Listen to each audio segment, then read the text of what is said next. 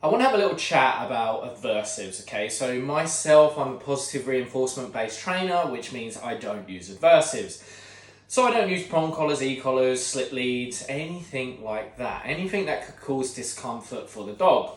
But I understand that people can fall into using these tools when trying to train for certain behaviors, such as loose lead.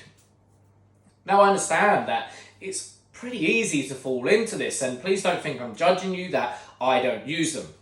I would just like to say that if you are thinking about, however, coming over to a more positive reinforcement base rather than adding a little bit of discomfort to hope that we can work away from the loose lead, I just want to let you into a little trick.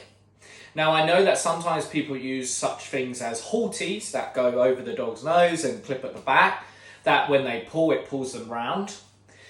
I know that you can use these sometimes because you feel like your dog's very strong, okay? As they grow into an adult dog and their loose lead isn't there, it makes you feel that bit more confident, okay? And I understand that because if you've got a big dog and they're pulling on a collar or a harness and their loose lead isn't there yet, it can be really hard to handle.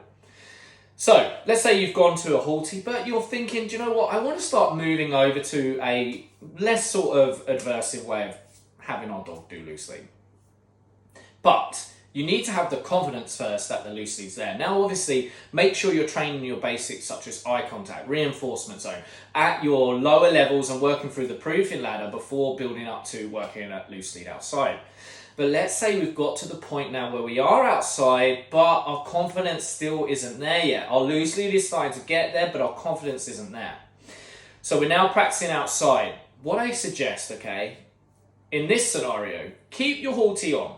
Okay, so the halty's on the dog, you've got a harness on the dog. You've conditioned the harness is fine, okay? Whilst you've been doing reinforcement zone, while you've been doing eye contact, that harness has been on and the dog's fine with it. What I want you to do now is when training loose lead, have the clip on the halty clipped, okay? So you've still got control of the halty should you need it. But then, get yourself a double-ended lead, another halty line, clip on the front of the harness, okay? When we're training for loose lead, hold the lead so that the actual pressure, if it goes on, is on the harness. Okay, so it's on the front clip of the harness. But should we be walking along and there's another dog that comes up, or we feel like the situation's getting a little bit away from us, the dog's a bit strong and he's actually pulling towards a smell, we can, if need be, hold the line that connects a bit more, the other part of the line that connects a bit more to the halty. It will start to build your confidence up as your loose lead gets better, and you will start to come away from the halty. So you'll start to use the part of the line that would put any pressure on the halty much less, and you'll start to move over to your harness. This gives you an option of being able to move away from that halty should you want to, and get onto a harness. And then when you get to the point that your loose lead's really good and your confidence is built up, that you don't feel you even need that halty anymore, what we can then do is clip our other part of the line over to the harness and remove the halty altogether. Again, I'm not judging you guys if you're on a halty. I'm just providing you with other options should you wish to come away from it.